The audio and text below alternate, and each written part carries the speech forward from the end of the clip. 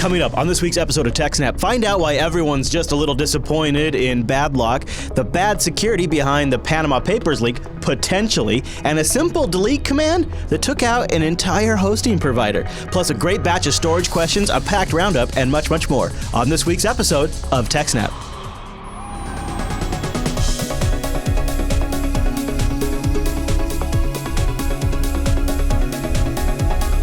Hi, everyone, and welcome to TechSNAP, episode 262 of Jupiter Broadcasting's weekly Systems Network and Administration podcast. We stream this episode live on April 14th, 2016. This episode is brought to you by our three fine sponsors, Ting, DigitalOcean, and IX Systems. I'll tell you more about those great sponsors as this here show goes on. Oh, our live stream, that's powered by the incredible Scale Engine over at scaleengine.com. I would go check that out. My name is Chris, and joining us every single week is our host, the admin, the tech, and the teacher, Mr. Alan Jude. Hello, Alan. Yes. Hello, everybody. Thanks for watching. Hello, Alan. I like your nice bright shirt today. You've always got great shirts, and it's got the nice FreeBSD logo on there too. And even though it's red on red, it still really pops. Yeah, they did a very good job with that. Yeah, they did. They must have a great printer. That is nice. Well, I know they went through quite a bit. They designed it and then found out it was really difficult to print, and then tried to do it anyway, and they managed to pull it off. But I know the people organizing the Dev Summit in Sweden that year had a lot of fun with the T-shirts. Yeah. And I remember the T-shirts didn't get there until the second day. So, Alan, did you notice that all of the news happened? Like, all of it? Like, there was so much news that we bumped stuff that we've been planning to talk about in this episode to a future episode because all of the news happened. Yeah, like, when I was sitting down to write two shows, it's usually a bit of a stretch to get enough content. Yeah. And I was like, I don't have time, but we probably could actually get three whole shows out of the amount of news that's happened in a little while. So you've decided to start us off with the Badlock vulnerability, which I don't really... we did hype it up quite a bit the other week. Hype. Yeah, which I don't really have... I hadn't had a chance to read a lot about. Now, you gave us the warning that Badlock was nigh, but now we actually have details, correct? Yes, because before we didn't know anything about what it was actually going to be. We were just told it was going to be really bad. It turns out not so much. Oh, okay. Good. You know, this is kind of a great example of why having marketing and a logo and a website for a vulnerability isn't necessarily a good thing. It's true. They did start early, didn't they? Yeah. We've seen some other ones like Logjam where it's got all the information you want, like what version of OSs are vulnerable and how do I fix it. And that's what you want from one of these vulnerability websites, not, our company's working to solve this problem for you and we're working with Microsoft. And yeah.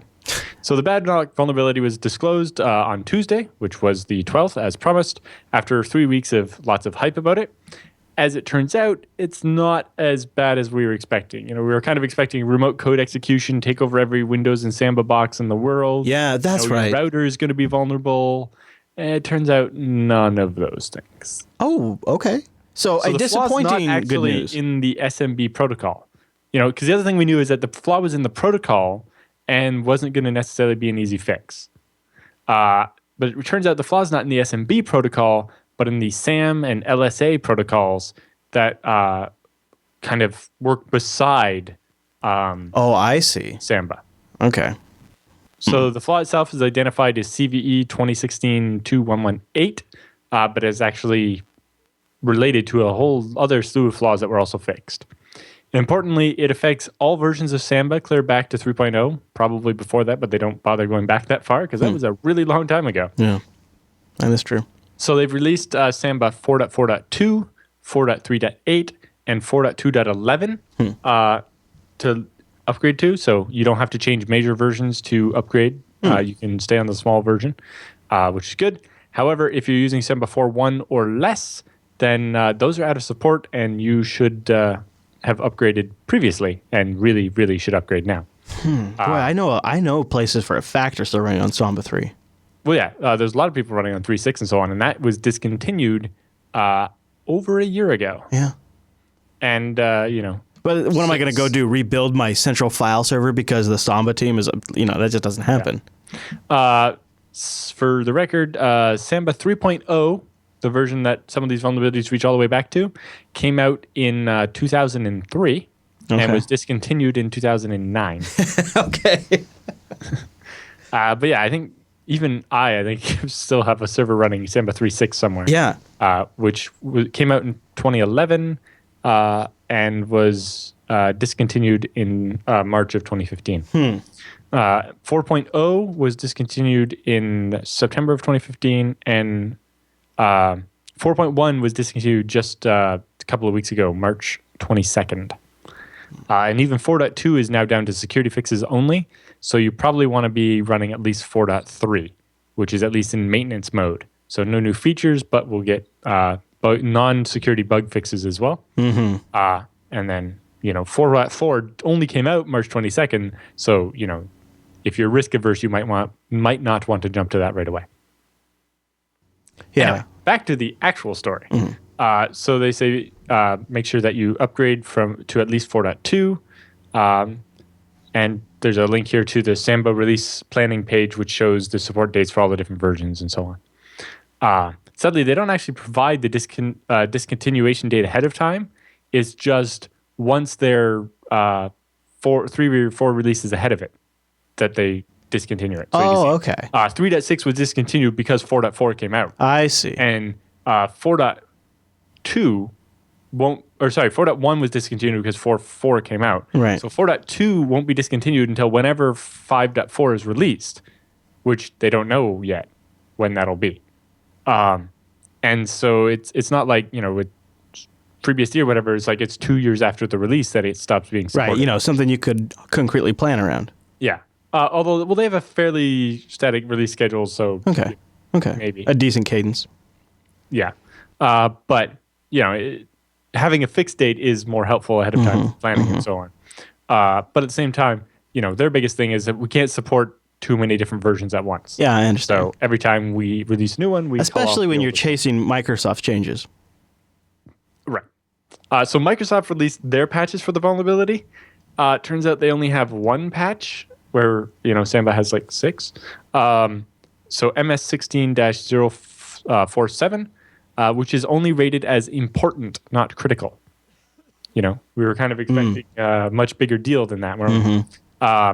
And I think mostly because this requires a man-in-the-middle attack, and since you're not supposed to be using Samba over the internet or file sharing over the internet, that would mean someone has to be on your LAN already, and so that's a different level of attack than, remote code execution on every Windows. That's where they really start, firing off the red alarm.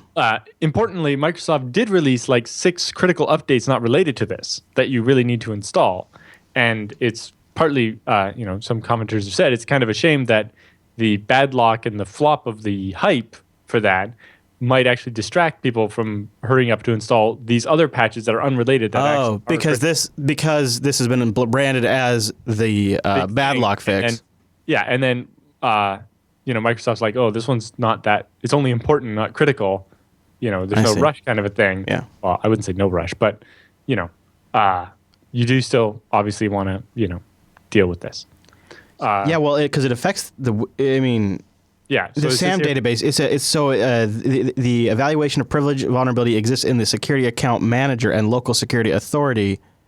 That seems like something you want fixed regardless of the avenue they're exploiting it, right? So you want it fixed. It's just not as critical as we were led to believe. Right. They say the bug in the SAM and LSA could be exploited in a man-in-the-middle attack, forcing a downgrade of the authentication level of both channels to older style authentication, which is easier to break. An attacker could then impersonate an authenticated user. So you can pretend to be somebody else. Microsoft was also careful to note that only appliances and products that use the SAM or LSA remote protocols are affected by this issue. The SMB protocol itself is not vulnerable to anything at the moment. All Windows products. Most of the Badlock bugs were actually in Samba rather than in the SMB protocol like we were led to believe by the hype. So a bunch of these, most of these other CVEs here only affect Samba and don't apply to Windows. And, we were, with the amount of that they were talking about, they were working with Microsoft, we really expected to see more things that actually affected everybody. You know what I mean? Yeah. Well, I don't know. Having a vulnerability in the SAM database, it sounds like to me that currently it's being exploited via Samba, but there could be other ways to exploit that same vulnerability. Well, currently, none of this is actually being exploited in the wild. Sure. But so about Samba, they say there are several man-in-the-middle attacks that can be performed against a variety of protocols used by Samba. These would permit execution of arbitrary Samba network calls using the context of the intercepted user. Impact examples of intercepted administrator traffic include if you're running a Samba Active Directory server, which I don't know how many people are using Samba to run their AD domain, but you could view or modify secrets within an AD database, including users' password hashes or shut down critical services. So that's a big deal. If you man in the middle and intercept an administrator session, you could reset the password of some user so that you can then log in as them and do whatever you want. Yeah. With a legitimate login even, right? Because you actually have the password because you changed the password hash. I have not been to the samba.org website in about 8 years. Yeah. It does not look that great.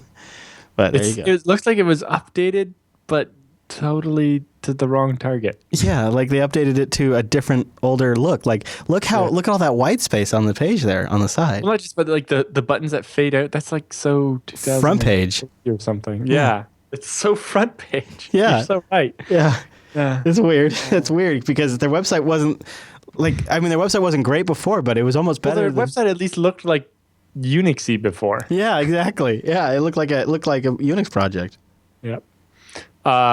Anyway, so they have the list of other CVEs that were fixed here. 2015-5370, which affects Samba 3.6 through 4.4. Errors in the Samba DCE RPC code can lead to a denial of service, which will either crash or cause high CPU consumption in the Samba daemon, and a man-in-the-middle attack. It is unlikely, but not impossible, to trigger remote code execution, which may result in the impersonation on the client side. That's no good. So,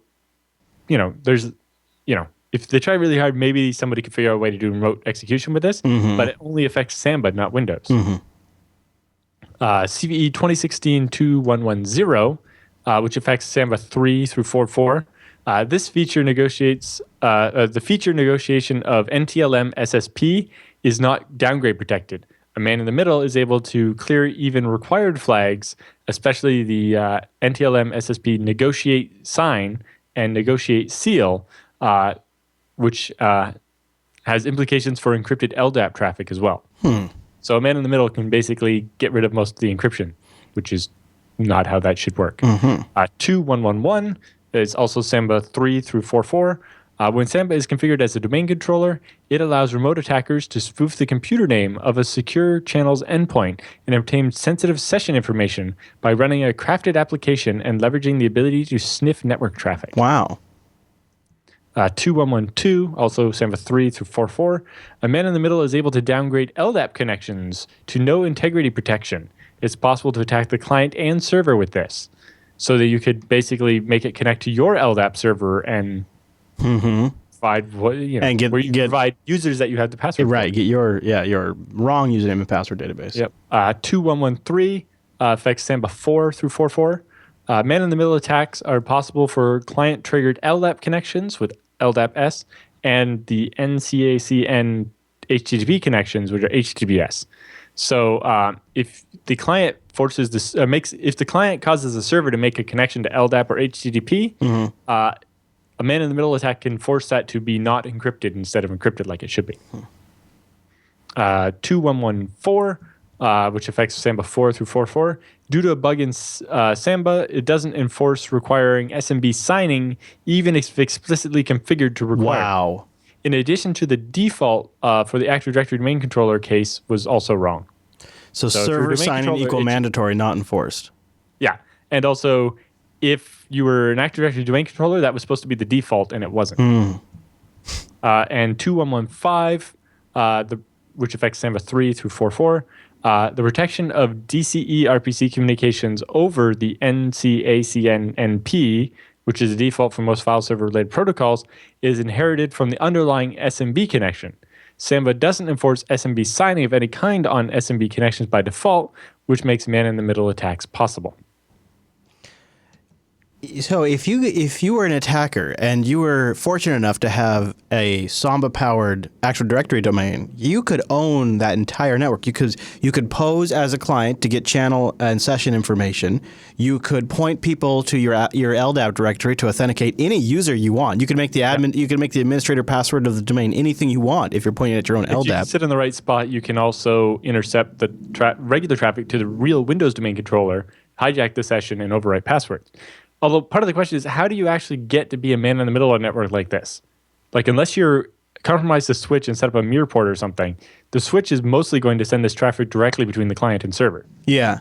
So unless you're like infecting the machine of the administrator so you can snoop his traffic, or infecting the server. Yeah, I agree. I think the most common use case for these exploits is during a vulnerability assessment, the penetration tester is going to have a heyday, and they're going to fail their assessment. That's the most common use for these exploits. Like, unless you actually are managing to actually put yourself in the middle of a LAN connection, it'll be fairly difficult to pull some of this off. I'm not saying impossible. There's definitely right. things that can be Yeah, done. you could, especially if you got remote access to a machine that's on the LAN. Yeah. Because in that case, it's not so much a man in the middle because it's before it leaves the one machine. But yeah, there's, but the big thing is that, with Badlock, the hype, we were told, it's a problem with the protocol. And so Microsoft has to fix it too. And it turns out almost all the vulnerabilities are actually in Samba and have been around for a really long time. Yeah, that's true. There was, I think there were some tweets originally that have been since deleted where the guy was like, "Oh yeah, this, it's good PR for our company as well." I feel bad because it's an enterprise version of Samba, and we are on this show all the time telling people to patch your S, and I realize I think I'm one of these people now. I think I have a Samba 3.6 system somewhere around here that's running, and I don't think it's on. Maybe it's Samba 4 just because that was what was in the repo, but I think it's an older version of Samba. The biggest question there is really, I wonder how big of the config file changes were between 3 and 4. Yeah. Must not have been that's huge. Usually what but gates me, when it's a small upgrade, and none of the, if I just uninstall the old version, install the new version, and my config file works, sure. But when it doesn't, it's like, Well, any other thoughts on that story, Mr. Jude? So ThreatPost has a talk about you saying, the Badlock vulnerability falls flat against its hype. They specifically says, as it turns out, Badlock was hardly the remote code execution monster many had anticipated. Instead, it's a man in the middle and denial of service bug, and allowing an attacker to elevate privileges or crash a Windows machine running Samba services. They also have a quote here say, Red Hat security analysts said Badlock could have been much worse, especially if it turned out to be memory corruption issues in SMB, as some had surmised. In such a scenario, it would have been a cleared path to remote code execution, and it would have been terrible, especially since, there's there are old versions of Samba bundled into your router for the printer sharing, file sharing. That's what we were really worried about. Yeah. And, all of these attacks are still possible. Well, not all of them. The ones that require you to run a domain controller, there's probably not a domain controller running out of Samba 3 that's installed in your smart TV. But, an unsupported version of Samba is there. But it's not remote code execution where somebody's going to be able to take over your TV. Hey, what about this new domain, sadlock.org? Yes. Instead of Badlock, it's Sadlock. Yeah, so they basically copied the website, which was allowed, except they changed the logo by adding some tiers to it. And then they just stroked out the word Badlock and replaced it with Sadlock. And they're like, engineers and marketers worked together for 3 weeks to get this problem fixed. No. Solved? No. Marketed. There you go. That's pretty good. Like, Sadlock. If you're running Samba 4.1 or below, will this get patched? It's like, no, but you can buy support from somebody who will do it for, about the price of getting your Windows XP updates. Well, that just goes to show you that if you hype it up, Alan, the public wants their bug to deliver. Yeah. And now we're disappointed in Sadlock. Although I'm glad it's not a major issue, really, to be honest with you. It's the best kind of disappointment. Yes. In this case, we were saved by Sadlock. Yeah, that's true. Okay, any other thoughts on that story there? No, that's a good for that one. All right, check out all the links Alan has in the show notes for more information on that. And if you thought maybe you heard your version of Samba you have in production mentioned there, I would check out the notes because it's all outlined in the links. Every version is vulnerable, so you need to install a patch. at least newer than Tuesday. Yeah. All right, well, then I'll take a moment and tell you about our friends over at Ting. Go there by going to techsnap.ting.com to support this show and get yourself a discount. Ting is simple. It's a wireless service that has CDMA or GSM. You get to pick. No contracts, no early termination fees, and it's a flat $6. $6 for the line, and then it's just your usage on top of that. You use a few minutes, you pay for a few minutes. You use a lot of minutes, you pay for a lot of minutes. It's a really nice system because it's the way things probably should have just been from the beginning. It's just before they ever got a chance to launch it, there was all these marketing and business school genius ideas on how to get you to pay for stuff you don't need. And they have great customer service with real human beings. They'll take care of you. A fantastic dashboard to control all of it, like the best in the biz. And you can check a little bit. They have a demo on their website. They have a savings calculator. They'll give you an idea of how much you might save by switching to Ting. I really like the choice of GSM or CDMA because honestly, in the Pacific Northwest, there are areas where CDMA just has a better signal than GSM. What? But Chris, GSM is amazing. Yeah, and sometimes I go places where GSM is better and I can switch over. I've got the Nexus 5 back from Noah. He brought it back with him when he's out here visiting. And I love the Nexus 5 because I can bounce around between CDMA and GSM. And that also gives you a whole range of devices that are compatible, which is really nice because then they'll give you service credit. No contract means you bring something over, activate it, give it life, something that maybe you weren't using as much anymore. Check out their blog too. Like they have like a great series right now on being like a leaser of the network versus a creator of the network. They title it, "Does Ting prefer to own the network or light the network?" I thought that was it's a cool series. They'll also just sell you a SIM card if you've got a device you want to pop a SIM into. They have data available as well. I'm going on a road trip here in a couple of days to go pick up ham radio from Idaho. Mm-hmm. And I'll be bringing my Ting MiFi, the Netgear Zing. And the thing I've mentioned before that I like about this is right here on the touchscreen, I can see how many people are connected, and I can disconnect people from my Wi-Fi right there on the device. Get off. So I've used a similar device, but all the buttons were in Japanese, so I didn't know what they did. So I could see how many people were connected, but I didn't know how to use any of the other buttons. Yeah, well, thankfully this one's in English. 130. Now, here's what's cool about this, right? If you go to techsnap.ting.com, you can get this thing for $139. No contract. And what I do is when I don't use it, I just turn it off. I can just turn the whole line off. I just literally turn off service for it, and then I log back in, I turn service back on when I need it. It's brilliant. It's a great way to get data. And for me, it means next month, maybe my bill will be, I don't know, $15 higher, maybe. And then for 10 more months, nothing. And then 1 month, I'll get another $15. It works out awesomely in the end for me. And it can work out great for you. Go to techsnap.ting.com. And a big thank you to Ting for sponsoring the TechSNAP program. techsnap.ting.com. Go check them out. They got SIMs all the way up to the bestest and nicest Android devices. So I think this next story is undoubtedly got to have a huge tech angle that we are only beginning to see rumors and possible conjecture about the tech angle. But everybody listening has probably at least by this point heard the name Panama Papers. Yep. And it's like there's been a series of leaks recently, Alan. It's fascinating. Yes. Well, one of the interesting things is some countries tried to block this, and I saw a screenshot. I'm not sure which country it was from, but you couldn't search for Panama Canal because of their attempt to block you from looking up this Panama paper. That'll solve it. No problem solved. So yeah, 11 million documents were leaked from one of the world's most secretive companies, the Panamanian law firm Mossack Fonseca, which and the documents show how the law firm basically helped clients set up shell companies and dummy accounts and so on to help their clients launder money, dodge sanctions, and avoid tax.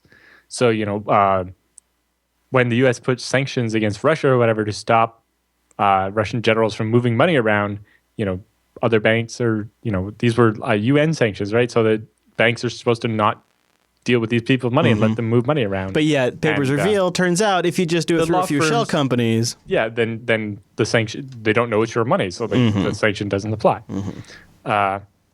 Also, they note that the documents show at least 12 current or former heads of state and at least 60 people linked to current or former heads of states have information in the data. I know that the Prime Minister of Iceland has already been forced to resign over it. David Cameron's taken a public beating for it. Yep. Although, I guess we'll get to that in a sec. The 11 million documents were at the law firms on their computers, and they were passed to a German newspaper, which then shared them with an international consortium of investigative journalists. BBC Panorama was among the 107 different organizations, including the UK newspaper The Guardian, which you remember from the Snowden leaks. Across 76 different countries, which have been analyzing the documents. So when the CBC got them, they quickly went through and found all Canadians involved in it, but they purposely didn't publish the list of names because just because you have an offshore account doesn't mean you're dodging tax or doing something illegal. Right, sure. Having an offshore account is not illegal. Yeah. You might just be hiding money from your wife. Well, that maybe you're buying and selling stocks under a different name or account. Just simple reasons like that. Yeah. But anyway, so just because somebody has an offshore account doesn't necessarily mean they're doing something illegal. Yeah, although I did read there's only like a handful of legitimate reasons. Really, there's really not a lot of legitimate reasons. I read 3 compelling reasons for having an offshore account, and then beyond that, it gets pretty gray pretty quick. That's from what what do I know? Because I don't. It's never been a problem for me. I hide my money in Bitcoin, but for that kind of thing, it seems like a lot of the cases are not legit. Like a big percentage of the cases are not all that legit. They say there are many conspiracy theories about the source of the Panama Papers leaks. One of the prominent ones tries to blame the CIA and so on. I don't know. Seems like it was obvious that these were taken by someone who broke into their computer system. Well, it's not clear whether they were targeted or if they just kind of found this stuff, right? You have to know a little bit about the whole world of offshore money stuff to know to target this law firm. But Bradley Birkenfeld, who is apparently known as the most significant financial whistleblower of all time, he has his opinions about who's responsible for leaking the Panama Papers and rattling the financial and political power centers around the world. For example, I know, I think 2 banks in Canada have already been given large fines by the government and are, had to come out and promise to investigate what's going on and make sure they weren't doing anything wrong. And then WikiLeaks has also gotten attention, apparently blaming USAID. I don't know what USAID. It's a State Department funded initiatives. Department. And then George Soros for the leaks. A large Democrat financer. Yes. Yeah. Well, unclear where they would get that from or why they would blame those people. But I don't know. In Canada, previous to these leaks, we were already stepping up enforcement of people dodging taxes. And so now it's just gotten bigger. They say what little is known about the source of the leaks comes from the details published by the German newspaper. It seems that they got this information in 2014. Yeah, I was following the Times of India and their acquisition of it, and apparently the Times of India got it. Well, at least from my tracking, 11 months ago is what I could confirm as a date. Right. And they were using like a full-on web portal to log in and check documents in and out over Tor. Like it was interesting because they showed some video of the process and. Yeah, they created basically a document portal after they'd screen the documents. They would publish it to there, and then the different journalists would check them in and out over this website that was hidden on Tor. Yeah, well, in this particular case, you're going against, very powerful people in governments that really don't want this information to get out. And some of those governments are perfectly happy to murder journalists. Right? So you can see why they maybe made sure they had all their ducks in a row before releasing this and so on. But yeah, when communicating with the leaker back in 2014, his or her person said that they were in danger of their life, but they had this data from the law firm and they wanted to share it. They asked how much data they had, and the source said more than you have ever seen. Now, in terms of the number of gigabytes, maybe not that much, but because it's mostly text and documents, it's a lot of data. 11 million documents is a lot of data. I believe it was like 2.26 terabytes or something like that. Possibly.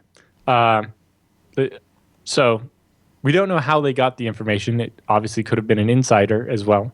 But recently, that's caused people to start looking at the website and the customer portal that the Mossack Fonseca company had, and there were many, many security flaws there. So it turns out maybe people shouldn't have been trusting this company quite so much. Oh, boy. The front-end computer systems are outdated and riddled with security flaws. For example, their client portal is vulnerable to the Drown attack, a security exploit that targets servers that support the obsolete SSL v2. Right. So you could, if you were man in the middling against the people logging in to check on their offshore accounts, you could downgrade them to SSL v2 and then, use some GPUs over Amazon to decrypt their traffic and steal their password or whatever. The portal, which is run on Drupal, which is an open source CMS, appears to be last updated in August of 2013, according to the site's changelog. Oh, that's old. That's old for Drupal. That's not good. That's terrible. On its main site, Mossack Fonseca claims its client information portal provides a secure online account, allowing customers to access corporate information anywhere and everywhere. The version of Drupal used by the portal has at least 25 known vulnerabilities, including some high-risk SQL injection vulnerabilities that allow anyone to remotely execute arbitrary commands. I think we told you about that exploit in Drupal when it came out on TechSNAP. Areas of the portal's backend can also be accessed by guessing the URL structure in a bunch of places. Because it's typical Drupal and so on, you can kind of guess where some of it is. They also say Mossack Fonseca's webmail system, which runs a version of Microsoft's Outlook Web Access, was last updated in 2009. And the main site runs a version of WordPress that is at least 3 months out of date. In particular, in one of the links further down, we mentioned that the way they figured out the version of WordPress was that old was one of the JavaScript files, I think the autosave.js or something. They could diff it against the version in various releases of WordPress until they found the one where there was no diff. And they're like, haha. That's an interesting way to actually be able to tell what the remote version of WordPress is actually running, is by just looking at some files that ship with WordPress that are public, right? There's not, right. You can't see the source of the PHP files, but the source of most of the JavaScript files are just out there for you, right? Although some of them get minified, so it's hard to say. But anyway, a further vulnerability makes it possible to easily access files uploaded to the back end of Mossack Fonseca's site simply by guessing the URL. Obviously, if you go to a WordPress site and it's like /wp-content/uploads, and they don't have directory listings turned off, then you can see every file that's been uploaded. It's pretty simple. They say Mossack Fonseca's emails were also not transport encrypted, so any emails sent to them would have been in plain text, not over TLS. And obviously from this data dump, they weren't encrypted while they're being stored either, because this guy, the attacker, managed to just do that. And then we have lots of related links about things. There's who leaked the Panama Papers over at Boing Boing. Yeah, that's lots of speculation. The WikiLeaks accusations from Daily Caller. Wired has their talk about security flaws in the website. Also the Register and Forbes and WordFence and Slashdot. Yeah. I'll throw in too, if you're curious about the media's coverage of it, for the last 2 episodes of Unfilter, we've been playing all of the clips we could find about it, and some of them are very interesting, very revealing. And so the last 2 weeks of Unfiltered have all of that too, you can check out. Yep. Wow, the Panama Papers is big. I have a feeling that there's a lot that's going to still come, and I'm hopeful. Well, yeah, they've been working, obviously, journalists have been going through them for a year now. Yeah. But with 11 million documents, it's pretty hard. I'm hopeful that we'll get more about how it happened, maybe, security-wise, because you look at that website. Like we would like that, but obviously the person who did the leaking would be in big trouble. I know. I can dream though. A boy can dream. I'm definitely guessing that they wouldn't be able to pull a Snowden and go to Russia. No, not now. Idea. No, that's for sure. Maybe Canada can offer asylum to whoever it was. Yeah, maybe. All right, well, then I'm going to give asylum to IX Systems right here on the TechSNAP program. ixsystems.com/TechSNAP. You should give them a little asylum, too, in your data center. They have great rigs built around those Intel processors for any workload you're going to throw at it, from high-end, from super high-end, to even way down to your small business or home office. Start by going to ixsystems.com/TechSNAP. Learn more about them and support the show by visiting that landing page, and then dig around and look at some of their great products they have over there. I think you will be very impressed once you engage with IX. My first experience, I'll be completely honest with you, my first experience was I was to engage as a customer. I had followed them for a while, but when I was going to buy, I think, my first FreeNAS from them, I was buying it for myself. And I just wanted to go to the website, click buy, and not talk to anybody. But I ended up going through the process where I sent them in a question, and somebody got a hold of me, and it started a conversation that ended up saving me some money and really set a very good first impression. This is really, I think, before they were even a sponsor, if I recall, but I don't recall clearly. I remember walking away from that going, they just lost a little bit of money, but saved me a whole bunch of time and trouble. Of course I would go back. And I think if each of you gave them a chance and tried it, you would be impressed with everything from beginning with the welcome, thanks for calling IX Systems, from that process all the way to once you've received your burnt-in, tested rig from IX Systems that's been built for you. They have a great staff, a great team, and great hardware built around some great processors by Intel. Alan, I don't know if you have any new rigs to share with the class, but... just the video machines I got, the video transcoders. How is that going, that project? They're all up and running now. It's great. They did a great job of getting them all pre-configured for me, so they went straight to the data center, went in, and just worked. Good to go. Saved me a huge amount of hassle. Yeah. At the data center for Portland, you're pretty much down to, depending on a friend who lives in Portland, having spare time to be able to go there and do stuff if something doesn't work. Yeah. So having IX have it all pre-staged so that the machine just had to be plugged in and it worked was great. Yeah. Other data centers, we can get help, but it costs money. And when it can just be thrown in the rack and it just works, it's so much Plus, nicer. it's standardized. Yeah. This is nice. And they can go, we needed non-default BIOS settings to enable this. Normally, the GPU built into the processor is disabled because you have an actual video card that's the one you use for the remote management stuff. And most times you don't want that extra video card getting in the way and confusing things. But we need it turned on for video transcoding, right? And so, on our little worksheet, we're like, hey, in the BIOS, set this setting for us. And they did that. And, that way, as soon as we booted things up, it just worked. I also noticed they have a blog post up about Badlock, which is nice, because you get something on there that gets a lot of attention, and IX Systems customers are running. Be a assembly domain controller. Exactly. So yeah. Yep. So it's really cool they got that info out there. Check them out at ixsystems.com/TechSNAP, and a really big thank you to IX for sponsoring the TechSNAP program. And I believe I will be seeing some of them soon at Linux Fest Northwest, which is pretty cool. I'm excited about that. There'll be people there. I think this next story might be the favorite one of the chat room and the subreddit today. A lot of people are talking about... I have a little conspiracy theory at the bottom of the story, too. Oh, I love it. So, okay, the headline that Alan wrote in here is, I accidentally RM-RF'd and destroyed my entire company. So he basically deleted the root directory, and things went downhill from there. Surprise. Yes. So, in particular... the tweet that started all this, I saw was somebody tweeting about the story and saying, it takes automation to destroy 1,535 customers all at once. True. Yeah, that's real scale. That's what that is. The quote from the article here is, I run a small hosting provider with more or less 1,535 customers, and I use Ansible to automate some operations to be run on all the servers. Last night, I accidentally ran on all the servers a bash script, which did an RF of foo/bar, with those variables being undefined due to a bug in the code in a couple of lines above.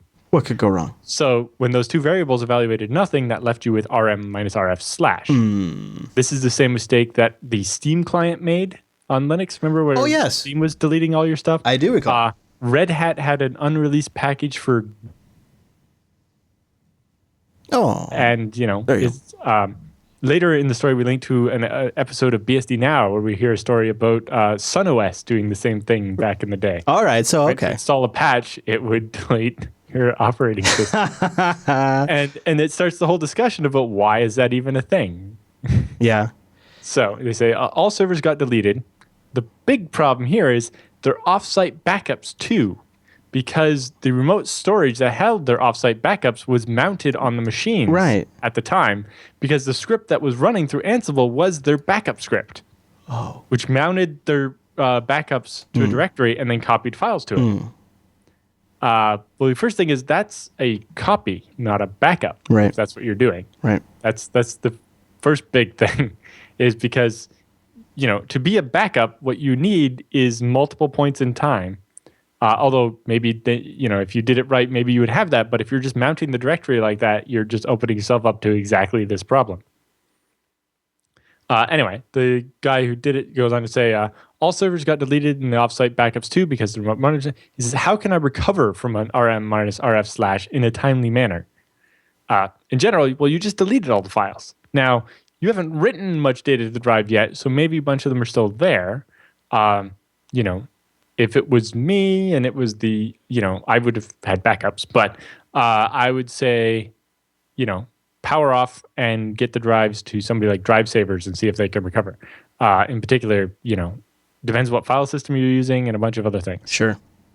And then it says, but I go on to say, this is why you need backups. Backups are not just a single copy of your files in some other location. You need time series data, and you don't want it to be mounted, right? The whole point of your backup is you need it to be read-only because maybe, in this case, it was you that made the mistake, but what if it was an attacker who got in and deleted stuff? Maybe, they can't rm-rf/ or whatever, but maybe they can rm/backup/star or whatever, right? Mm-hmm. So you definitely don't want to have, if your backup is only one copy, that's not good enough. What if it turns out there was a problem and you didn't find the problem until after your most recent backup? You need to be able to go back 2 or 3 backups to get stuff, right? That's the whole point of having incremental backups. Mm-hmm. And so, yeah, backup system was obviously badly designed. Yeah. Interestingly, I have a very similar story. Oh, really? Just with a happy ending instead of a sad ending. Okay, good. Well, cleaning up after... So I used to run a shell provider, which basically we sold SSH accounts to people. Mm-hmm. And so some of those people turned out to be not very nice. Surprise. And one of them attempted to use an exploit to take over the machine. Oh. Of course, being a script kiddie, he wasn't very smart. Tried to use a Linux kernel exploit against my FreeBSD machine. So it didn't really get him anywhere. No. But when I was cleaning up after them, they had part of the exploit involved a symlink to / with a weird name with a bunch of special characters in it. And so it was very hard to type, right? Because you have to escape all the characters. So I used tab complete to do it. And when you do that, it put the / after the name of the symlink. So I did rm-rf blah, blah, blah tab, and it put the / at the end, which made it delete / instead of the symlink, right? Because it deletes the target of the symlink instead of the symlink when you put the / at the end, because you're treating it like a directory. So, the first mistake was me. Why was I using -r if I was trying to delete one file, right? But, at the time, it was just finger memory, because every time you try to delete something... You always type it in there. I might honestly do it too, yeah. so... Yeah. Exactly. Yeah. How often do people use -r when they're deleting one file? Way too often over here. And so, yeah, with the tab complete, that started deleting star. So I didn't notice right away, but, obviously my fault for using -r when I wanted to delete one thing. But the command was taking longer than usual. And I was like, oh, that's a bad sign. I was getting worried. And then I start scrolling by, can't delete /sbin/init because that's a system immutable file on FreeBSD. And a bunch of other files like that. Oh, no. I was like, Control-C, Control-C, Control-C, ah! And then it's like, I don't have ls. Right. Oh, no, it's begun. And I was like, oh. So I stopped it before it deleted everything, but it's clobbered, bin, sbin, and a couple things. Mm-hmm. I don't remember if it got etc yet or not.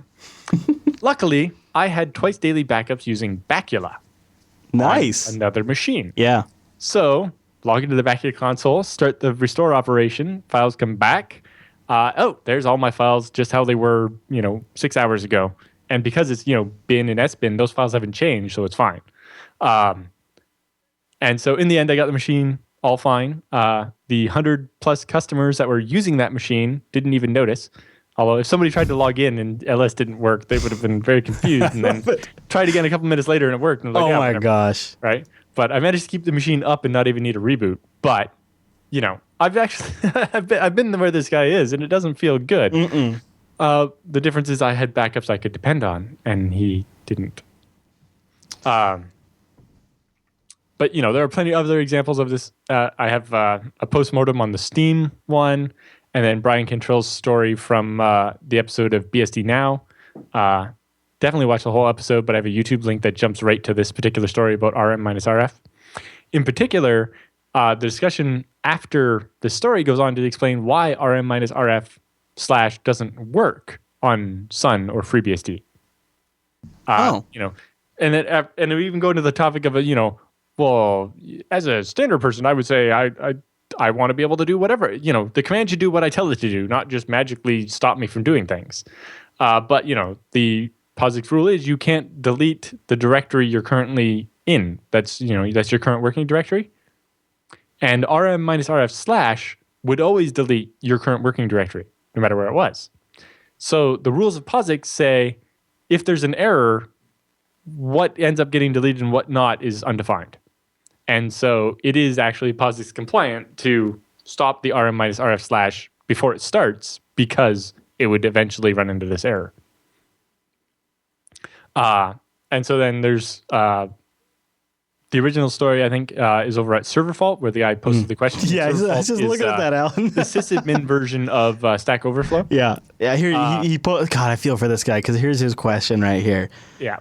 I run a small hosting provider with more or less 1,500 customers, and it's like, yeah, I know. And it's like, oh boy, this is it. This is the actual guy. This is the guy right here. Oh no. Yeah, the question's been locked for being a duplicate of the previous question, and also for too much off-topic discussion. In particular, one of the answers further down mentions, obviously what you want to do is DD that drive to a file or another drive so that you don't do any more writes to it. Yeah, so you don't touch the original drive and you can run like test disk or something. Yes. The copy. Yep. That's the forensic approach, really. Yes. However, the original poster then replies to that saying that he accidentally swapped the input and output parameters of the DD command and wonders what to do now. This is unbelievable. Now, in general, if you DD from input file, which is empty, to the hard drive, like the file doesn't exist, it would be 0 bytes and you wouldn't actually write anything to hard drive, in which case you're okay. Mm-hmm. Okay. Now, okay. If you had, first done truncate or something to make a big empty file, then you would have overwrote your entire hard drive with zeros. Just because of that at the end there, it started to make me wonder if this was actually just a big troll. Yeah, right? Because the other thing is, I thought on Linux, RM minus RF / didn't work either. You had to actually do like no preserve root or whatever. Well, I know you'll definitely get a whole bunch of errors, but you can destroy a bunch of stuff. But like I thought Linux's RM specifically had protection against deleting / unless you provided the no preserve root. God, I'd love to try it right now, but I need this machine to do the rest of the show. But I would love to try. Funny thing, in the BSD Now episode, later, Brian Cantrell is telling the story to someone, and they're like, well, let's try it on your laptop. And Brian Cantrell's like, no, just trust me, it works. And he's like, no, I want to see you do it on your laptop. Yeah. So it's definitely worth watching that. Yeah, it does require -- no preserve root. It didn't used to.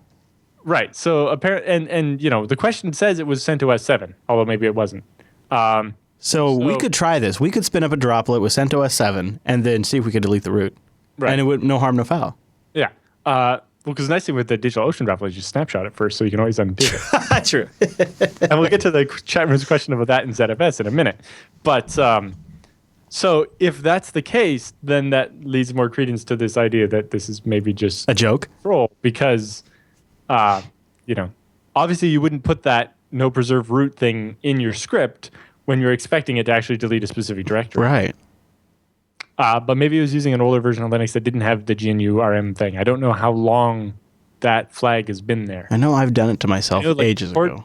Core utils in CentOS is quite old. Well, it's CentOS. If it's CentOS 6. If it's CentOS 6. 7, they messed up everything. It's terrible. I hate systemd. It's CentOS too, which is a mess. Config by default is like, what the hell? And then trying to configure a lag with some VLANs and network managers, like changing stuff while you save the files before you ask it to restart. And my God. What have you done? What have you done? So that's an interesting little conspiracy. Is it maybe it's just to get some attention? Or something? I don't know what the advantage of it would be. Yeah. Other than it seems make it funny online. News, but I'm not going to say that I don't believe the guy because, as I've said, I've done the same thing to myself. Mm-hmm. I would just have better backups. Yes, if you had, ZFS snapshots, then ZFS rollback, your problem solved. Right. And obviously, that's kind of what you want on your backups, at least. But But really, your main problem is, his backup shouldn't have been mounted as a directory like that. You want to have your backups be, over SSH or something. And the other big thing is just one copy with rsync or whatever is not a backup. Right. Because especially if you have rsync set to delete files that no longer exist on the source, it means if your backup kicks off after somebody's gone and deleted, say, all your customer data but nothing else, if you then do your backup script runs and it's set to delete files that have been removed from the source machine, it's going to delete your backup copy. Yeah.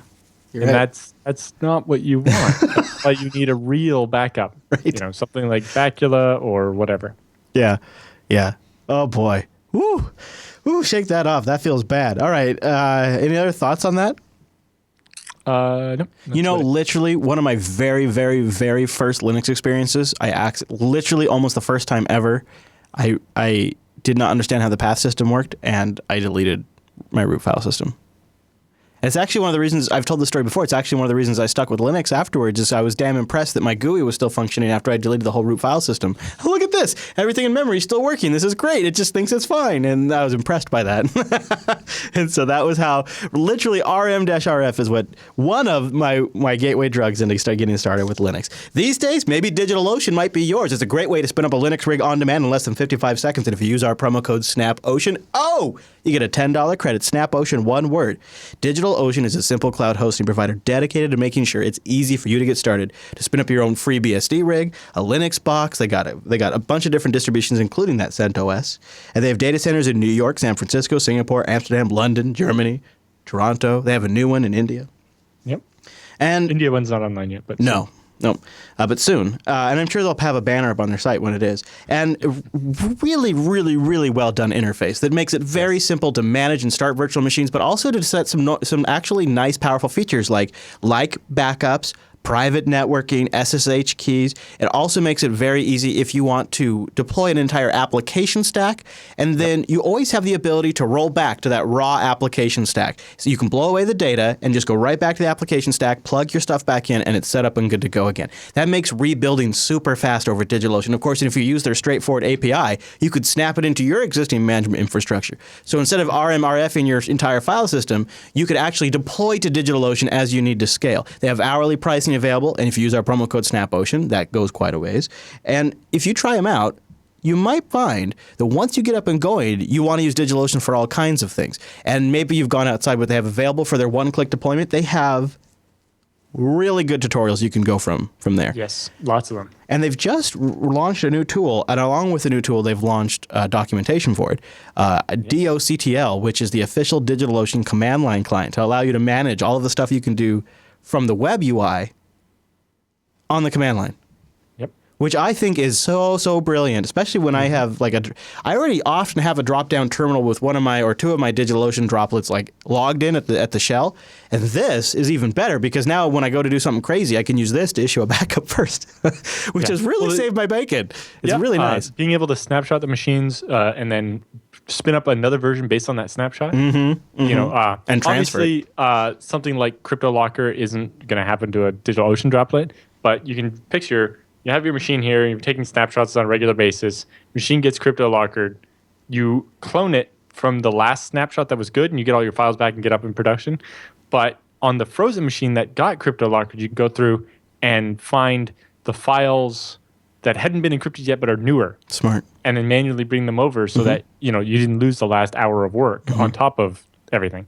So it lets you get back online right away, but still be able to recover. Yeah. And that's the big thing, I would say. I was using it when I was intentionally breaking the latest OwnCloud 9 for a deployment test, intentionally breaking it, but needing to go back to a known good config. So I built it up, got it configured, got SSL set up, called it good, snapshot, and then kept breaking it after that, and I could always go back. And I think now with something like this command line utility, to be able to do it from the command line, I'm going to be able to do it even faster, which is pretty cool. So they have a bunch of great open source code written around that API, and this is one of them. Check them out at DigitalOcean. The other thing is the source for the command line client is up on their GitHub. That's cool. I didn't know that. Well, that's awesome. Yeah, they use it. They do write, a lot of their tools to deploy applications to the droplets and stuff, they've also released as open source. So you check them out, use the promo code SNAPOcean and support the show and give yourself a $10 credit. And thank you to DigitalOcean for sponsoring the TechSNAP program. So we've been mentioning that new FreeNAS Mini XL, and I'm super jelly because episode 137 just hit the web a little bit ago, and I I know that Chris has got an Unboxing unboxing video. in there. Yeah. He's got the unboxing. That's pretty nice. You haven't gotten to play with it, though. No. So you and I are still Well, in I the- have bigger storage servers. It wouldn't be. Yeah, that's true. That's true. Yeah, that is true. Well, it's really cool. So, yep, Chris, not this Chris, but Chris with a K from BSD Now got his hands on the Mini XL and showed it off, as well as news and others in an abbreviated edition of the BSD Now program. It's slightly more manageable size than usual. At JupiterBroadcasting.com. Go get 137. If you go grab that guy right now, you'll have more Jude for your face after we wrap up the TechSNAP program. But we're not done here, because next it's the TechSNAP feedback.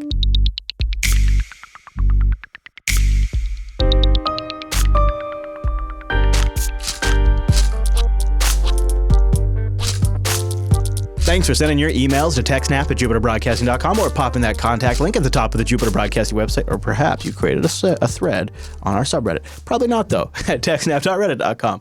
Our first email today comes in from Luke, and he's got a question, NAS or SAN? And this is probably one that is in the mind of a lot of our viewers. Love the show. He says, just wondering if either of you guys have any fancy speaking about storage for a bit. What? He wants to know if we fancy speaking about it. Well, we do. That's what he said. Yeah, I know. First of all, what are the fundamental differences between SANs and NASs, and what are the right occasions to choose either one? Second, what are the resources that are most important when achieving higher data rates? I'm looking at a QNAP or a QSAN as well as their other products, and they all seem to be i3 or i5 CPUs. Surely something like a Xeon would be better for this job, or is it maybe RAM that is more important? Look forward to the upcoming show. Thanks, Luke. Yeah, so there's a couple of different things. So starting with the first question about SAN or NAS, in general, the definition is a SAN is basically when your storage is on a separate network with nothing but other storage, versus a NAS, which is when you put your storage server on your regular network. So in general, it's because, this way there's no other traffic making your file access slower. In slightly more historical context, it usually meant a non-Ethernet type of network, like fiber channel or something like that. Yeah. But now with Ethernet being so fast and low latency, And iSCSI so prominent.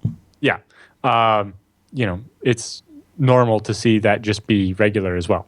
Although maybe sometimes a separate switch or a separate or just subnet or even if you have your machines that are running virtualization and it has a direct cable that goes directly to the storage server, that's a SAN. Whereas if both go into the switch and it's with all your other traffic, then it's a NAS. But yeah, it's basically, I would say a little more than maybe a VLAN. It's like physically separated network, but that's really the only difference. In general, a SAN is you're doing it because you need higher performance, and they, in marketing terms, it's more money basically. yeah.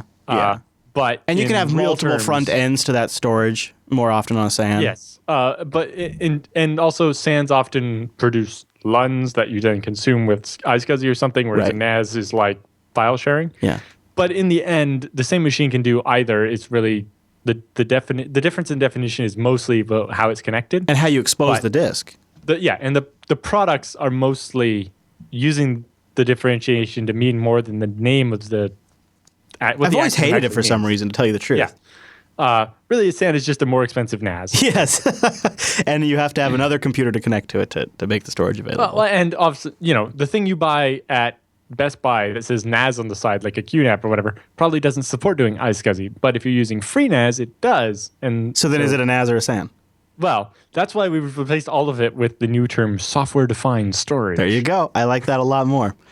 Gordon's going to be software defining these SSDs, and it's making me. Oh, second question still. oh, did he have more? Okay, go ahead. Yeah. So his question was, he was looking at what's required to get the highest the data CPUs rates. or RAM, right? Because he was looking at a QNAP or a QSAN versus buying something from IX or whatever. And he noticed that i3 and i5 processors seem to be prominent. Right. Yeah. Well, in general, especially with ZFS, you don't really need much more than an i3 or an i5, because if you're not running a Plex server or something or some plugins and stuff on top of it, all ZFS is doing is the checksumming and the compression, and those are plenty fast, and an i3 or an i5 is enough. And oftentimes especially with a smaller NAS, kind of like the free NAS Mini or the QNAPs or whatever, where it's just going to be a box by itself, power consumption is the big worry. So something like a Xeon doesn't necessarily make sense. And that's why the FreeNAS Mini and Mini XL use the Atom processor. Yeah. Not just energy too, but as you know, in my circumstance, noise is a big factor too. Yes. A Xeon is going to produce more heat, which requires more fans, which makes more noise. In general, the main reason to go up from something like an i5 or even like an E3 to a Xeon is if you need more memory or more PCI Express lanes. What about encryption? You have AES-NI on either, although yes, if you're doing a high data rate and encryption, a beefier CPU is probably better. But then you're just looking at i5 or i7 versus an i3. Yeah, you don't necessarily need a Xeon. But pre-Skylake, your i5, i7s, or E3s and so on are maxed out at 32 gigs of RAM. If you wanted slightly more, you needed to go to a Xeon. With Skylake, your i7s and E3s can go up to 64 gigs now. Then you have in the middle, Intel has the Xeon Ds, which can go up to 128 gigs. But then if you go to a Xeon, a proper one like an E5 or whatever, then you're looking at 768 gigs of RAM per processor, and you can put 2 or 4 in a box. So that gives you up to your 3 terabytes of RAM. Some serious power usage at that point, though. Yeah. Yes. But the other thing is PCI lanes. So if, to achieve higher data rates, firstly, you need NICs that can do it, right? Yeah. So if you have one gigabit network card, you're not going to get more than the gigabit out of it. You can look at, 100-ish megabytes a second if you're lucky. Good point. Also, your data rate is mostly limited by your hard drives. Right. You got to look at IOPS more than just, yes, the spinning hard drive can do, 150 megabytes a second. But if you ask it for 5 files at once, you get, 150 megabytes divided by 2 to the power of 5 or something, right? It goes down. Every time you add an extra files, it gets twice as slow because you're seeking. So obviously, you can help that with ZFS with an L2 ARC for caching, but that only caches certain files, depends on how big your data set is. So more disks will give you more IOPS, but depends how you lay them out, right? If you do RAID Z, then everything in one group is only giving you the IOPS of one drive. Whereas if you do the RAID 10 type, then you're going to get the number of IOPS out of every drive. So it really comes down to each workload. So let me ask you a question. Well, I guess the biggest thing to ask is not how can I get the highest data rate? It's what's the lowest data rate that's acceptable to me? And then build the machine to make sure that under worst case scenario, it will always be able to do at least this much. What's a good way to... So here's what I'm thinking, Alan, is we're going to rebuild some of the broadcast machines in here. And I have 2 options. I want to build 2 identical rigs to have this failover. And I was thinking about putting 3, because I got them for cheap, 3 1 terabyte drives in each. But now I'm thinking maybe I should put all 6 drives in one machine. But is that necessary? Because, I really gain much if I'm only reading or writing to 1 or 2 files at a time. If you're just laying out what big contiguous video files. Yeah, maybe like 2 at a time. Yeah, it really depends on your network. If you only have a gigabit of network, then 2 drives is enough to max that out. I mean to writing locally. Just determining would it be better to... How many hundreds of megabytes a second do you want to do? A couple, at least 300 megabytes a second, probably. Yeah. Well, then you probably want more than just the 2 drives mirrored. So I want probably 2 sets of 3, don't I? 2 sets of 1 and write 1 to 1 3 set? sets of 2, right? Or that. Right, because if you do 3 mirrors of 2 drives each, then when the file comes in, you'll break it into 3 chunks and write it to each chunk to 2 disks in case one fails. Yeah. Okay, we should chat about this in the production chat. We'll sort out what you want to do. Because that's interesting. Because then thinking about so that really is what is the lowest performance I'm willing to accept. Yeah. So you have to look at IOPS and throughput and define the lowest you're willing to accept and build towards that. Because you can't depend on the best case scenario. It's like, absolutely. Sure, this machine can max out 2 gigabits. It's like, yeah, sure, but under our production load, it's going to do a quarter of that, and that's not good enough. Yeah. The other point was expansion cards. If you're going to put if it's a bigger machine where you're going to have more than just the number of SATA ports that are on the motherboard or whatever, and you're going to put expansion cards in to control the disks, you only have so many PCI lanes on like an E3, right? Because an E3 is basically the server version of an i7. And so, you get like 1 or 2 16X slots and that's it. Whereas with a Xeon, you get that much, or more than that, but you get, I think, 40 lanes per processor, and then if you put two processors in, now you have all these lanes. And then if you're looking at 10 gigabit network cards, like dual port 10 gigabit network cards, and your SAS controllers, and maybe a video card for video processing, whatever you're doing, then that can be a reason to push you up to a Xeon, like an an E5 instead of an E3, because you needed to be able to install 128 gigs of RAM, or needed to have enough PCI Express slots that are fast enough to do all the things you're trying to connect to it.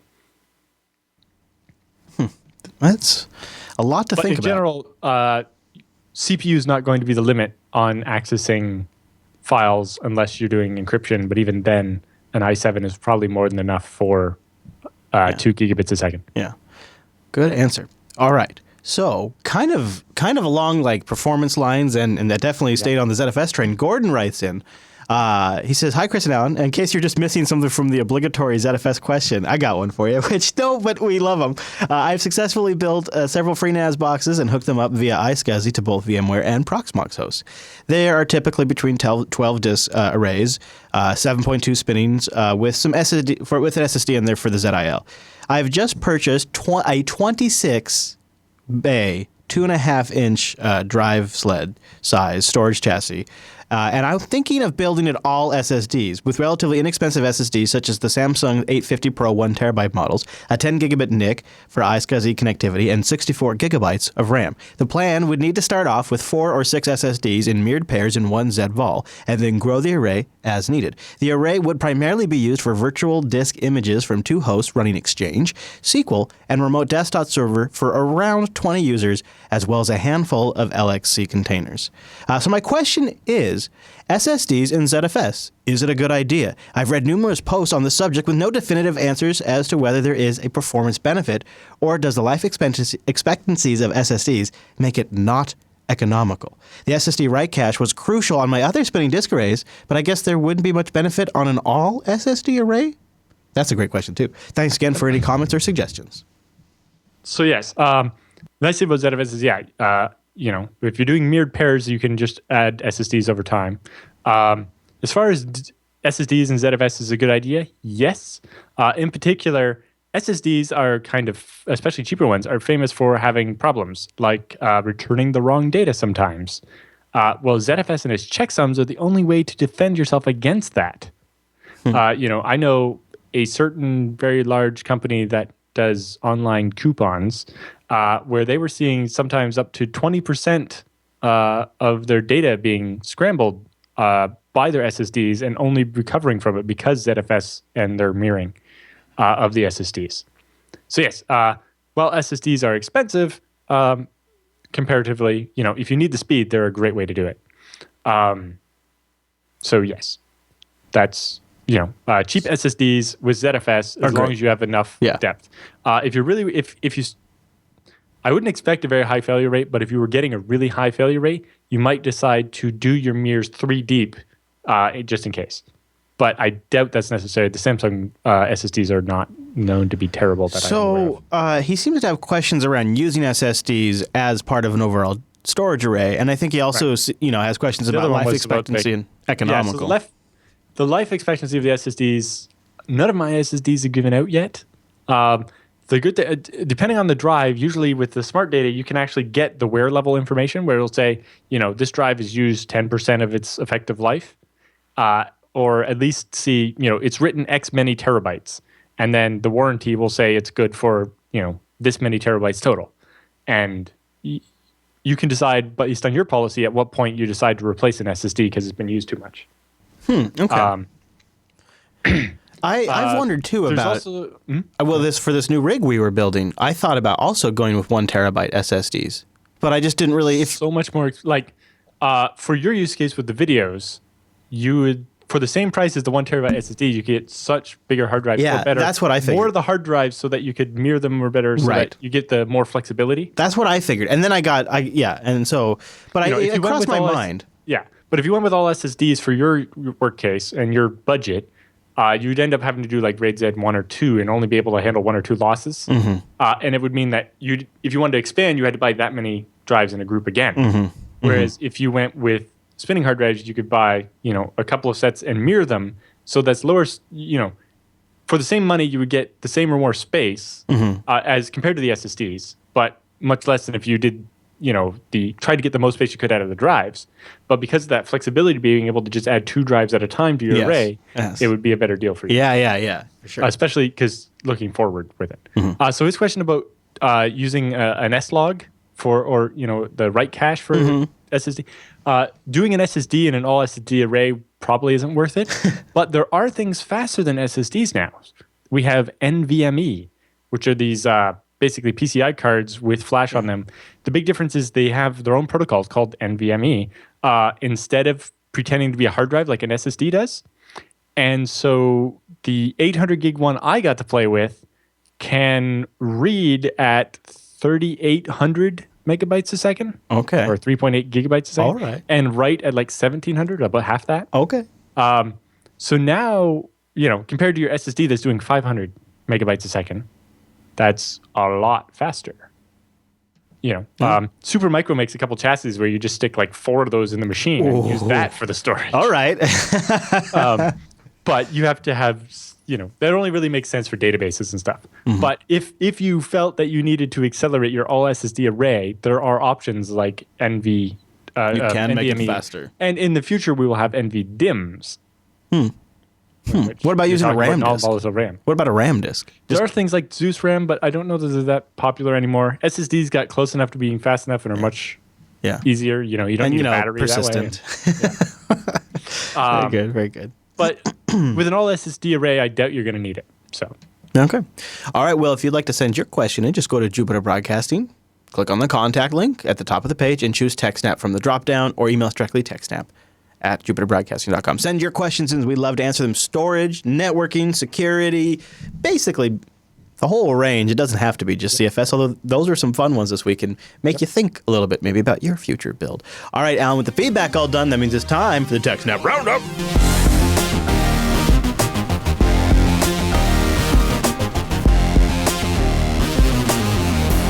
Welcome to the TechSNAP Roundup. Yeah, that's what that crazy music means. Now, the roundup are stories that we just didn't fit at the top of the show, but we still wanted to give you some links to follow up on your own after the show. Some of these links, like a smattering, came from our subreddit, and most of them came from, well, Alan and myself, mostly Alan. And including our first link, which I am super excited about, Alan, there is an update for the ZFS book.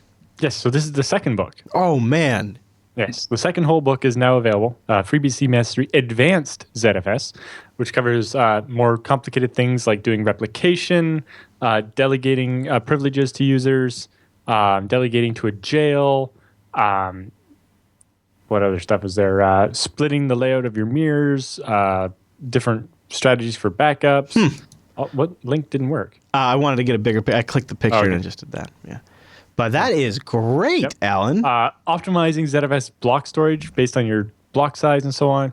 How to get best performance out of your BitTorrents on, to avoid the fragmentation normally caused by BitTorrent because you get the file all out of order. Yeah. It's like, well, you want a separate data set for your downloading directory and then have your torrent client, almost all of them support it, move the finished file to this other data set. And then you'll only ever have the one area that's getting all fragmented, and your files will basically be defragmented when they're done downloading. I'm loving the artwork, Alan. Yes. So this is as is all the art in the series, is a classic painting then reimagined to be about BSD. And so, the identity of the person on the back has been hidden on purpose. By the book to find out. So that hand is intentionally placed that. Yes. Okay. I thought that was it's the ebook version is available now. You can get it from Amazon in every country, iTunes, Gumroad if you're in Europe. I don't know, everywhere, or directly from the site. What's the best URL for folks listening to go to? ZFSbook.com. There you go. And you can buy it directly from the author with no DRM, or through Amazon, Gumroad, iTunes, Kobo, wherever you get your books from. Is there a set amount of books planned? That's the end of the ZFS series for now, anyway. The next book is about PAM, the authentication system. Oh, cool. Well, I'm not writing that one. Yeah. That's all my thing. Good. Well, you can take a break. I'm taking a sabbatical from writing for a little bit. I bet. But yeah, that's really cool. The ebook's up there for $9.99. If you pre-ordered, you already had access to it for less money. And the print version is hopefully only a week or two away. And then will also be available on Amazon. That's super cool. Congratulations. And it'll be a couple months before it'll be in actual bookstores, but it's on its way there as well. All right, this first story in the roundup pretty much went there just because it wins headline of the week. How to not get pwned on Windows. Don't run any virtual machines. Open any web pages, Office docs, hyperlinks, ... Oh, and keep an eye on your wireless mouse too. This is just a good summary of some of the. You mentioned some important recent updates. Well, here's some important recent updates from Microsoft. Yeah, this is basically this month's Patch Tuesday, and it's basically everything. Yeah, There's including a nasty one for Hyper-V. So yeah. That's for the virtual machines. Yeah, Hyper-V flaws, cumulative update for Internet Explorer, cumulative update for the Edge browser, cumulative update for Skype for Business and Microsoft Link, which is Microsoft's phone system. Flaw in the XML core services thing, which could be web browser exploited. 4 memory corruption vulnerabilities in Office. Vulnerabilities in the OLE allow an attacker to remotely execute code by convincing the target to open any Office file or web page or email. Oh. Flaw in the Windows secondary logon that allows an attacker to elevate their user privileges to become administrator. The man-in-the-middle attack that was Badlock. A vulnerability in the Windows CSRSS that a potential allows an attacker to bypass security credentials and gain administrative access by exploiting a flaw in the way it handles memory tokens. Service against the HTTP server. And a cumulative update for the Flash player bundled into Internet Explorer. And right, Edge and Edge, yeah. Yes, and separately, there's another one about the, there's an optional update that won't be auto-installed, but it's optional, that implements some workarounds for the mouse jacking one, which is if you have a Microsoft wireless mouse or keyboard, the signal can be overridden from up to 100 meters away and cause your computer to click things and type things that you're not doing. 100 meters is decent. Yeah, that's a good range. Yeah. I kind of makes me want to get a Microsoft mouse and keyboard if they have that kind of range. Well, the mouse and keyboard don't have the range, but the receiver. Yeah, the receiver. Yeah, that's what matters. So you know what, Alan? Somehow you managed to find the one post that doesn't make my eyes glaze over when I see the words WhatsApp. I've been seeing a lot of headlines about WhatsApp and encryption, but you have one here from the from the whispersystems.org website about the new protocol integration with WhatsApp. So, in particular, WhatsApp got encryption. Everybody's like ho hum, but they didn't just do their own encryption or something. They went with Open Whisper Systems open source Signal protocol, which is well designed, well developed, publicly audited, trusted, respected system. Right. And basically, it's a full public key encryption system done properly. It basically PGP, but done in a way that people can actually use. So, like, if you show that screenshot again, instead of the old-fashioned key signing parties, if you actually meet someone in person and want to make sure that, when you're talking to them later, you're actually talking to the real them, there's a QR code you can take with their app or just a series of numbers that they can read you. I like that. So if you get a phone call from them, they can read you the numbers and you can tell that it's really their voice at least. All right? So it basically, not only are you getting the encryption, but you can be sure you're talking to the person you actually think you're talking to. I do like this a lot. Which is better than just end-to-end encryption. I don't ever use WhatsApp, but that seems like a great feature. Yeah. And also they implemented it for everything. So it's not just for text messages. It includes their phone call system, pictures you send are encrypted, everything is. Now they are keeping, I believe, like essentially the metadata of like timestamps and stuff like that server side. So that way when you log into different WhatsApp clients, that information syncs between your WhatsApp clients or something. I don't use WhatsApp, so I sound like an idiot. But I know there's still some server-side data saved, but no message content. Message content is now signal protected, which is freaking awesome. Yeah. Makes me kind of think maybe consider WhatsApp's worth getting a look, because just being able to at conferences, do that key exchange like that would be kind of handy. Well, I know some really high security type people I know were definitely pro Signal and like that. Right. So having it in. The big thing with WhatsApp is while it isn't as big as like Telegram in the US, everywhere else in the world it's huge. Oh, I think WhatsApp's pretty big in the US now. Well, yes. WhatsApp has over 1 billion users to Telegram's 1/10 of that. Yeah. And I think the fact that they went with something like Signal instead of implementing their own like Telegram has done is the interesting thing is, if you actually read, we covered the story on BSD Now. If you read the actual story from, I think it was Wired, it tells the story of how this all happened, and it was because Moxie Merlinspike, who runs Open Whisper Systems and has the coolest hacker name ever, was at his family reunion for his girlfriend, and his girlfriend's like cousin's boyfriend worked at WhatsApp, and they got talking over dinner, and all this eventually led to WhatsApp getting Signal. Well, they did it the right way. I'll give them credit. Yeah. But the story also covers interviews with the two founders of WhatsApp, and mostly that this was decided before they were taken over by Facebook, and that they're still pretty autonomous from Facebook. Yes.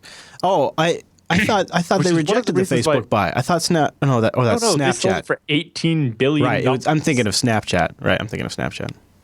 Because one of the founders of WhatsApp was a FreeBSD developer. Yeah. And donated to the FreeBSD Foundation when he sold WhatsApp for a lot of money. I can't keep track of it all anymore, Alan. I can't keep track of it. Yep. So this is interesting follow-up to that whole FBI trying to get access to the iPhone. And then later on it came out that perhaps a company named Celebrite was helping them. But now this week, it's looking like perhaps it was a one-time exploit that they bought from a hacking group. Yeah, potentially. so they bought a zero-day exploit that works against the 5C in order to get in. So this suggests something like what was that French company called with a V? Oh, Vupen? yes, Vupen. Yep. Zerodium. No, Vupen. Yeah, Vupen. It was Vupen or Zerodium or something like that, where one of these companies had a bunch of these 0 days they keep secret and sell them to the government for $500,000. And we've talked about this a long time ago. We pointed out is continuing to raise the cost of these 0 days and make them more valuable because they continue to buy them. And this is a perfect example. They've sold that for a pretty penny, and you got to figure. You got to figure that it's no. Well, I'll save the second part. I have a conspiracy, just a little bit about this, that I will mention after we read another story in the roundup. So I'll save my thoughts. I will move on. But that is an interesting point that they might have just bought something off the gray market.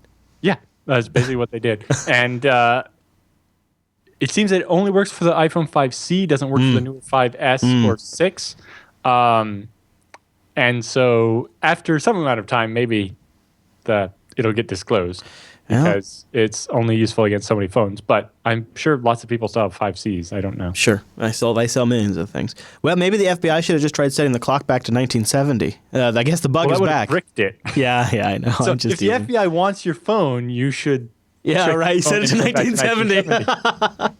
Exactly. So after Apple claimed to have fixed this in February, researchers have posted a new video demoing how to do a remote version of this. Basically, they set up a rogue... They set up a rogue access point. You connect to it. The DHCP server says, hey, use this time server. The iPhone does. It sets the clock back to December 31st, 1970. 23:59:01. Within 20 minutes, your iPhone bricks itself. Right.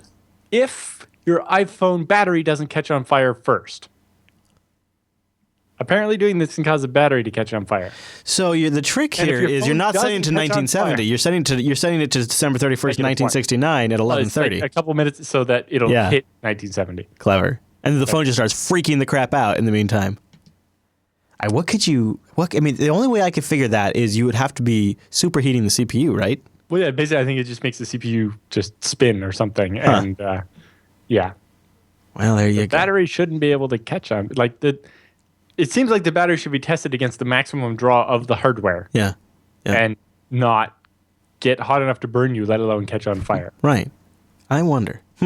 So I guess I don't even need to step down off that soapbox. Here's another report that says 0-day exploits more than double as attackers prevail in the security arms race. So you can see the numbers shooting up in 2015. So this is just showing known 0 days. Yes. This isn't showing the ones that places like Vupen find. No, but the hunt is on. I think that's what this reflects is this 0 days are such a coveted item now. The hunt is on. Yeah, I wish they had a graph of how many of those 0 days came out because a researcher found it first versus how many of those came out because they were being exploited and we had to reverse engineer the exploit and make a fix. Yeah. Total time of exposure, average days to patch, not always that great. Yeah, so definitely things you see in 2015, things got a lot better after Heartbleed. We can see that in most cases, people are patching a 0 day within a reasonable amount of time instead of like 4 months like it used to be. And this is a shocker, Alan. New website lets anyone spy on Tinder users.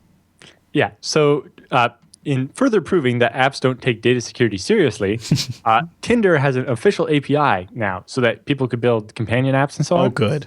And it turns out somebody built one of these websites and you can access way more data than you should be able to through the API. And so, yeah, you can find out who's using Tinder for only $4.99 with Swipe Buster. Yeah. In particular, I think it tells you who you can look at your friends and see who who gave you a negative vote or whatever. Oh, no. Oh, that's not good. Yeah, that's not good. Yeah, because it must pull all that from your Facebook.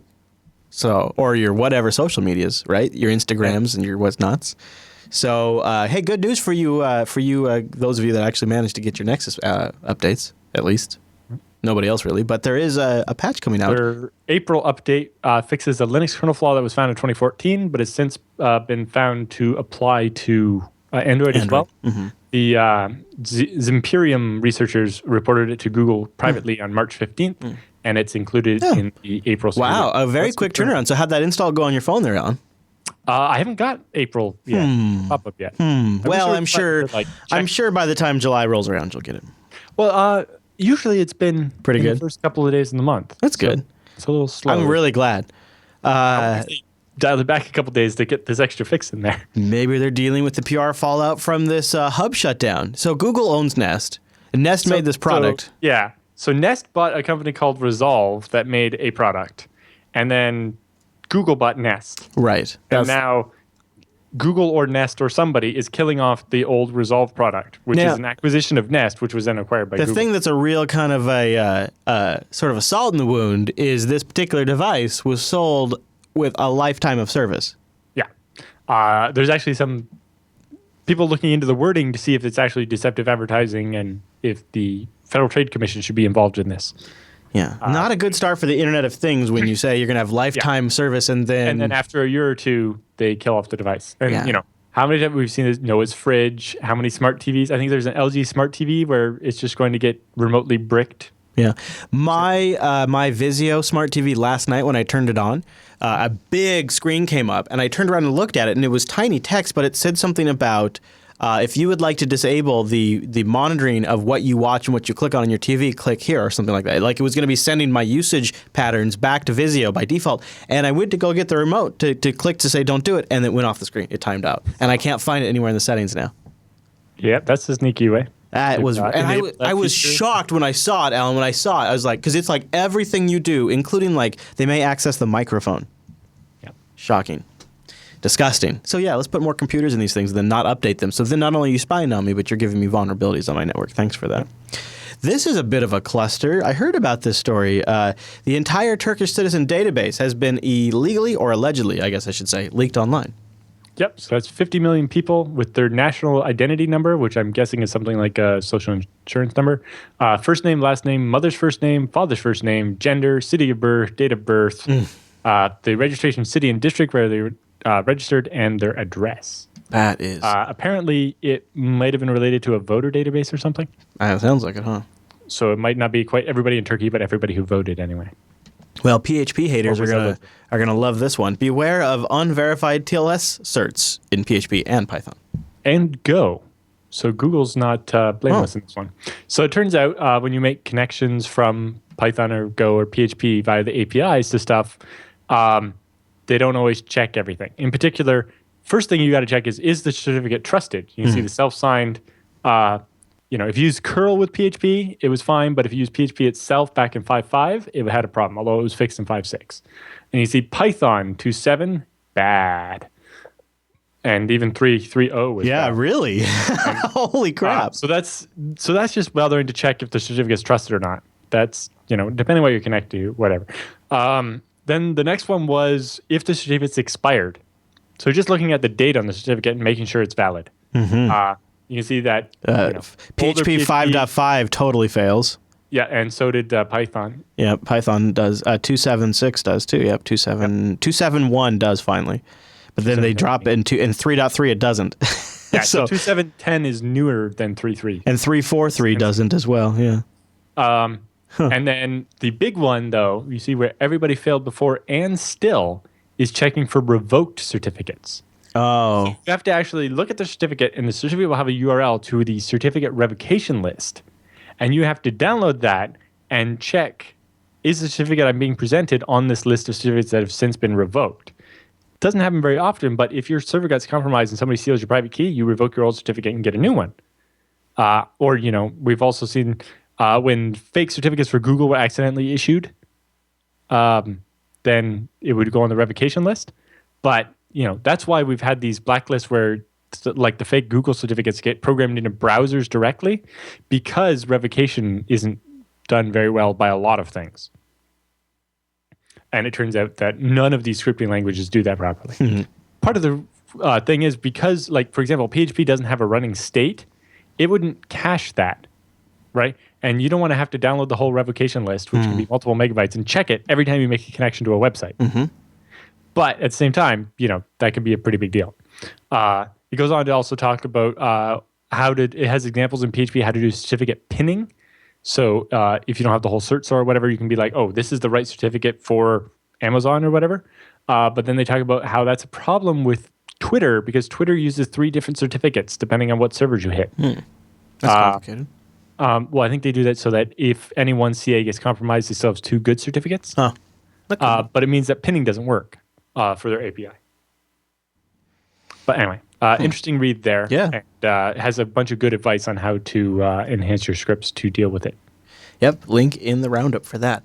So how about this? Remember I told you I had a conspiracy theory I was going to share with you in a moment? Well, here it comes. There is a new technology being marketed heavily to law enforcement and the FBI. First came the breathalyzer. Now it's the textalyzer. This is from that company Celebrite that bingo we heard might have been related to and the now FBI. We all know their name, and we all think they're super savvy technically. And then they come out with a product that analyzes your iPhone location records and your text messages and pairs them up.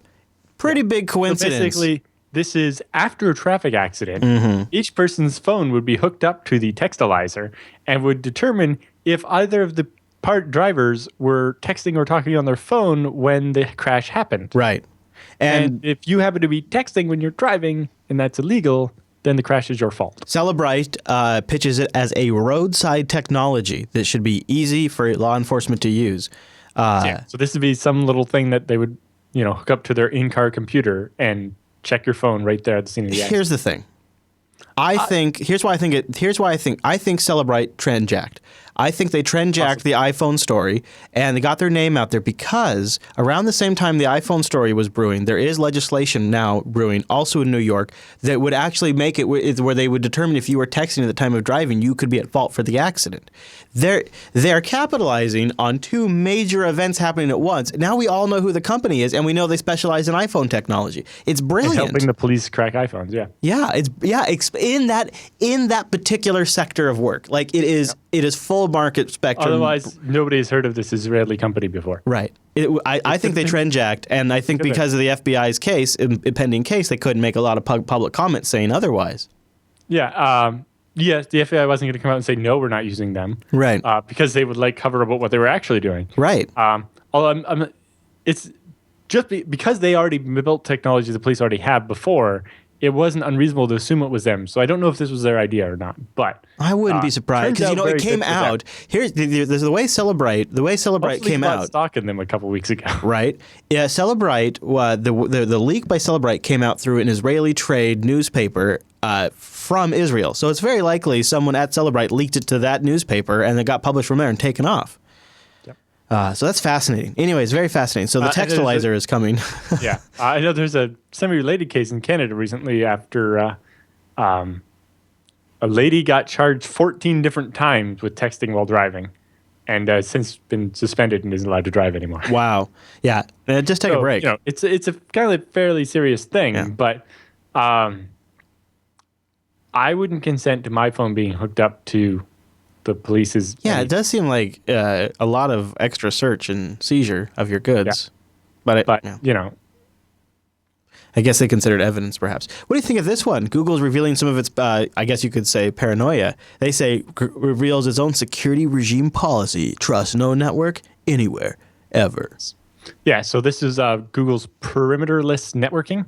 So basically, instead of saying that everything on our LAN is safe and everything out on the internet is not trusted, and we have a little DMZ for servers or whatever, because they're Google, but basically they actually publish this. Is called the Beyond Corp security policy, and it's basically they publish it in such a way that other people can use it. So it's very informational. That's nice. But basically, they consider their entire network to be full of nasty things. And instead, they trust specific people based on a pattern of good behavior, good like security behavior, and they trust devices based on being in a no good state and not exhibiting bad behavior. So a computer is trusted because it's not scanning other computers and because it's got the latest security patches. And if it doesn't, then it doesn't get trusted. And you end up trusting your administrators and other people that have a good policy. But if the same person keeps falling for a phishing scam, they end up not being trusted and not able to access parts of the network. And they do a lot of talking in the article about tuning it so that you're giving people the access they need, but not more, and you're not interfering with people's work because you don't want too much pushback from these people. But you want to dial in the security as high as you can. So I haven't had time to digest it all, but it looks very interesting. Yeah, it does. Very much so. Link in the roundup. Okay, I love this next one. We end on an image. It's from the chat room. A wise one. The chat room gets it right every now and then, Alan. And it reads at top, it doesn't matter how many resources you have, and there is a man peeking over a wall standing on top of, a pile of ladders. Just piled there. He only needed one ladder. Right. But if you don't know how to use them, it'll never be enough. Yep. I think that's good. It's kind of zen, Alan. It's kind of zen. Yeah. I like that. And that's very true when managing your systems, isn't it? It's very true. All right, that brings us to the end of this week's broadcast of the TechSNAP program. Be sure you tune in next week. You might just have something fun and surprising happen. You never know. Now, we won't necessarily be live, but that doesn't mean you won't get a brand new episode of the TechSNAP program. We continue on with 100% uptime. Just check the calendar over at jupiterbroadcasting.com/calendar. Do please send us in your questions. Yes. jupiterbroadcasting.com/contact. Choose TechSNAP from the drop down there. Or you can just send us an email the old-fashioned way or start a thread, techsnap.reddit.com. Also a great place to submit stories for the roundup or stories that you think should make it into the main show. I think that's everything, right, Alan? Yep. Okay. All right, everybody. Well, thank you so much for tuning in this week's episode of TechSNAP, and we'll see you right back here next week.